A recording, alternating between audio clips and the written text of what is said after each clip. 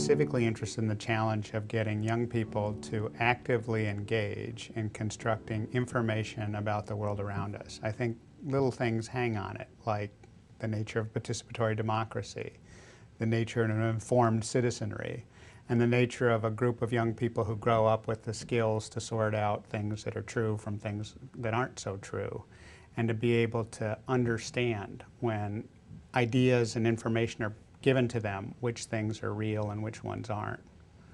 It's a fairly fundamental skill, and it seems to be skipping a generation, and if we're not careful, it will end up having huge consequences that we will be very sorry about.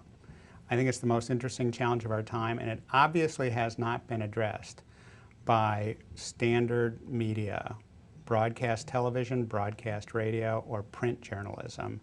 It obviously has not been addressed by newspapers, which are struggling to survive in a time when they are more important than ever, when the news and the understanding of the news and curiosity about what's happening in the world may be arguably more important than it's ever been.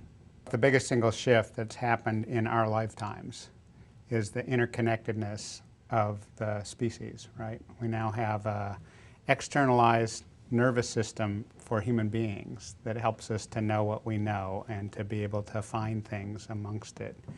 But the biggest shift that I think is, everywhere around us and quickly being amplified is the shift from people being consumers of information to being producers of information. The technologies don't matter as much as the experiences. Trying to understand how to reduce the friction to allow somebody to express themselves is what matters.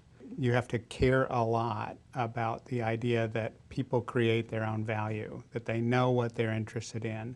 You actually have to trust the idea that their interests matter. You have to trust the radical idea that the lives that they're leading have incredibly interesting variety and value. We can't possibly really begin to appreciate until we change the power structure of where ideas are thought to come from and what is considered the ways in which ideas can be generated and shared and made relevant to even people that aren't living that life.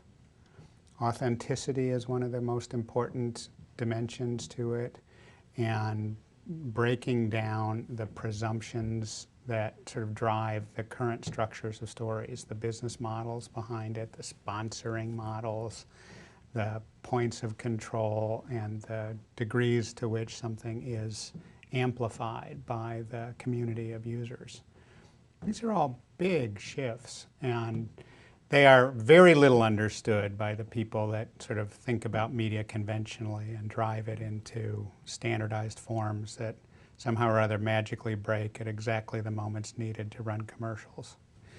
It's very important to come to it with a tremendous amount of humility and an extraordinary amount of curiosity about what actually happens when you put basic functionality in the hands of people who haven't had it before. We spend so much time talking in any marketplace about studying the users. Here's a little surprise for you. The valuable thing is to study the non-users, to study the people who have never had it before, never been taught how to use it before, never had the dream that they would have access to it before. You give something amazing to a bunch of non-users and just watch the magic that occurs. It's extraordinary.